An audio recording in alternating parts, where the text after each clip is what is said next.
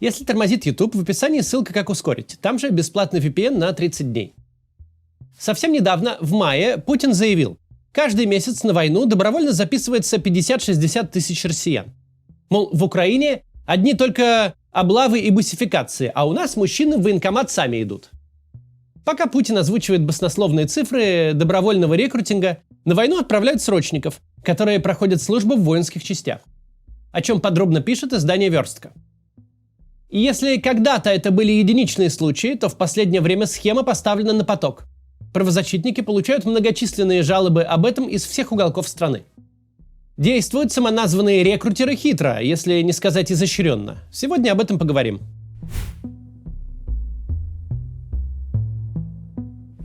Приказ гнать всех подряд на фронт, судя по всему, спущен в воинские части с самого верха. Такой вывод можно сделать из следующего факта. Командиры больше не утруждаются изобразить хотя бы видимость законности. И в методах принуждения тоже особенно не стесняются. Начинается обработка уже в поезде, задолго до того, как срочник окажется на месте прохождения службы. Сначала по классике. Командиры сулят кисельные берега и золотые горы. Обещают невероятные блага. Высокие зарплаты, служебные квартиры, быстрое продвижение по карьерной лестнице и большие звания.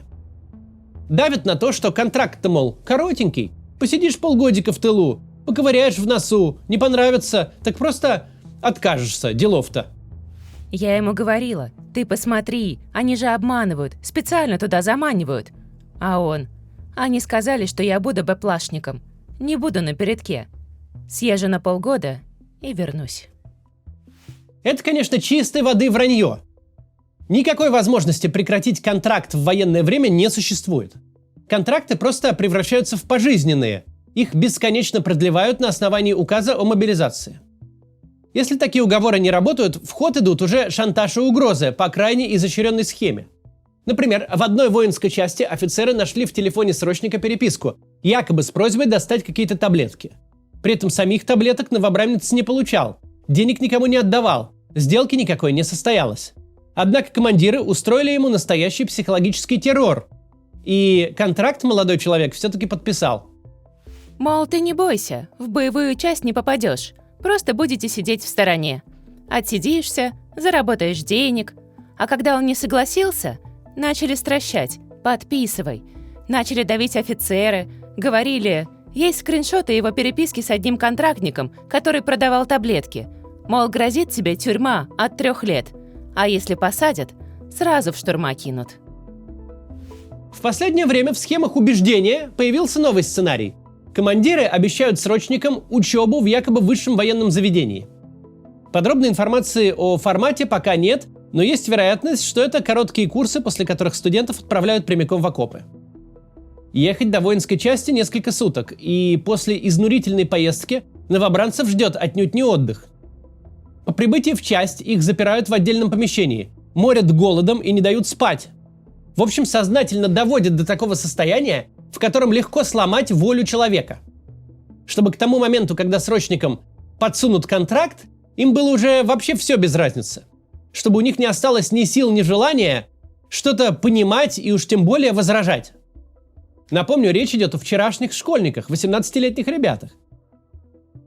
Часть новобранцев соглашается подписать контракт на этом этапе, но далеко не все. К тем, кто отказывается, командиры, помимо угроз и шантажа, применяют физическое насилие. Призывникам устраивают ад.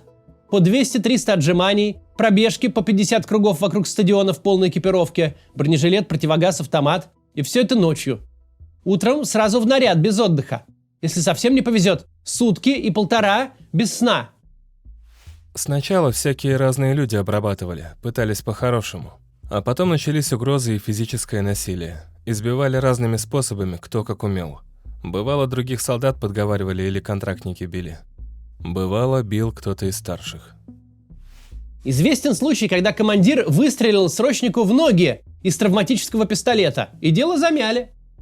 Такие издевательства выдерживают немногие. Боевые действия на фронте начинают казаться чуть ли не спасением. Но если срочник не сдается даже после пыток, а план спущен, некоторые командиры используют еще более простую, если не сказать топорную схему. Зачем кого-то уговаривать, угрожать, избивать, выдумывать наркоторговлю? если можно просто взять и подмахнуть контракт за срочника собственной рукой. Причем узнают об этом новобранцы случайно, когда им на карточке спустя какое-то время начинают приходить деньги за заключение контракта. А еще контракт могут сунуть под видом другого документа. И вот ты даже не заметил, как оформил себе билет в один конец. Варианта, что ты откажешься подписать контракт и не поедешь на войну, нет. Его могут и подписать за тебя, а могут подсунуть какую-то бумажку. Вот тебе документы на довольствие. Потом выясняется, что это был контракт, а подсунули ему его в темноте. Расчет тут простой. Пока новобранцы поймут, что их обманули, пока дойдет до прокуратуры, пока суд провернет свою бюрократию, назначит экспертизу почерка, срочники уже успеют уехать на фронт и там погибнуть. Ну а дальше родственники могут хоть до посинения доказывать, что никто на контракт согласия не давал. Разбираться уже вряд ли кто-то будет. Срочники, как и зэки, как и те, кто по уши в микрокредитах, это уязвимая группа. Они бесправные, зависимые и фактически находятся в положении рабов. Командование это понимает, использует и не особо боится каких-то последствий. Главное, самим на фронт не попасть. И надеяться, что выступить против такого откровенного беспредела осмелятся немногие. Ведь бороться с такой системой загона на контракт невероятно сложно. Но возможно попробовать. Идеальный вариант в армию вообще не попадать, даже на срочную службу. Однажды угодив в систему, выбраться оттуда целым и невредимым очень непросто. Отбиться от призыва реально. Пока еще работают отсрочки, освобождение по здоровью и альтернативная гражданская служба. Но если уж до худшего уже дошло, если вас вынудили подписать контракт против вашей воли, надо бить во все колокола. Правозащитники советуют срочникам и их родственникам идти к журналистам, искать адвоката и писать заявление в военную прокуратуру, в военно-следственный комитет, в следственный комитет, в командование округа, везде, куда можно.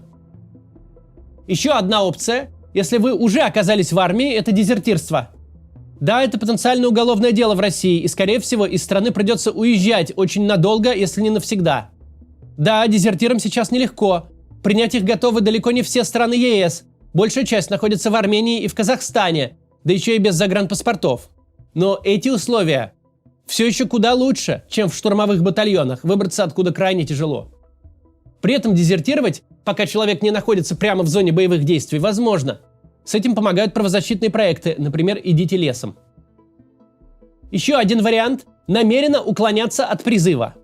Это не дезертирство, которое карается заключением, а именно избегание военкомата и, как следствие, срочной службы. За это на вас заводят уголовное дело. Потом идет суд, где, как правило, назначают штраф. Его можно выплачивать в рассрочку, и пока штраф не оплачен, человека нельзя призвать. Так можно выиграть время, чтобы выработать другую стратегию. Хотя по закону возможны и аресты, и реальные сроки до 2 лет. Но с начала войны по этой статье было единичное количество дел, которые заканчивались тюремным заключением. В основном ограничивались штрафами.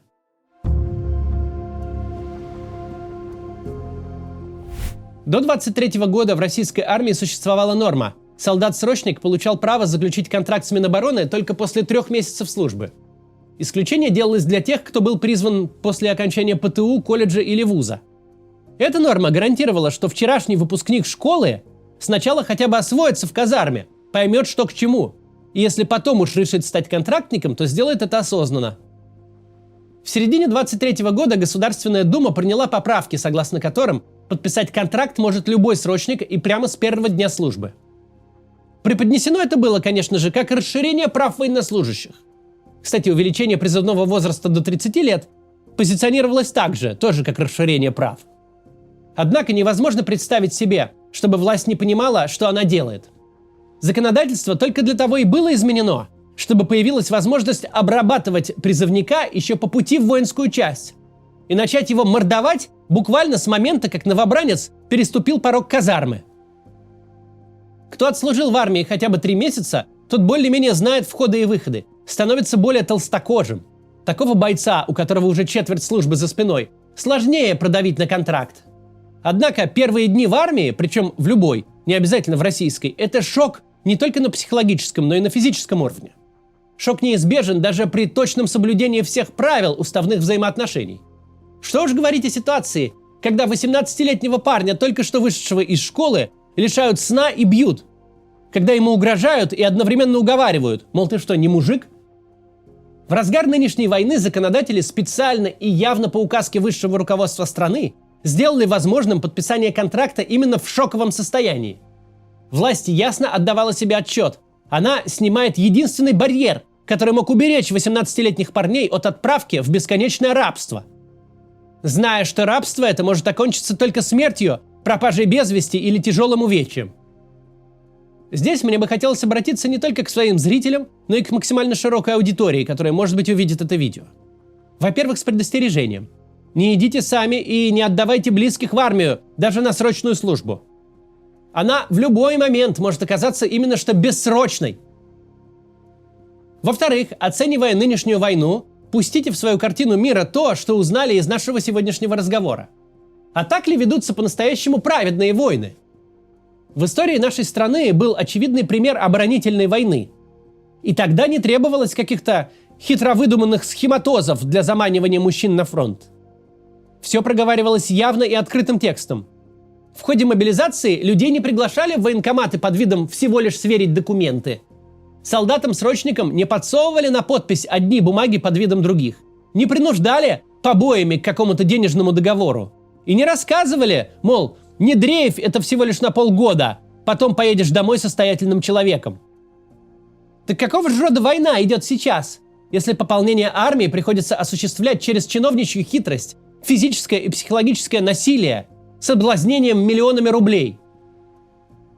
За что вообще может идти такая война? Что мы должны думать о человеке, который начал эту войну и ведет ее такими методами? И последнее. Наша редакция лично знает семью, в которой молодой парень пошел с намерением отслужить 1 год. Если бы так и случилось, он бы уже давно вернулся к матери, поступил бы куда хотел и вообще жил бы свою жизнь. Но парень попал в эти жернова, и теперь его родным остается только ждать, пока его на фронте покалечат и вернут хоть как-то, или вообще, пока он погибнет. Война идет. Все реальные возможности ее окончить, да еще и на выгодных условиях, Путин отвергает. Поэтому больше семье ждать нечего. Это страшное ожидание. И нельзя так с людьми поступать. До завтра.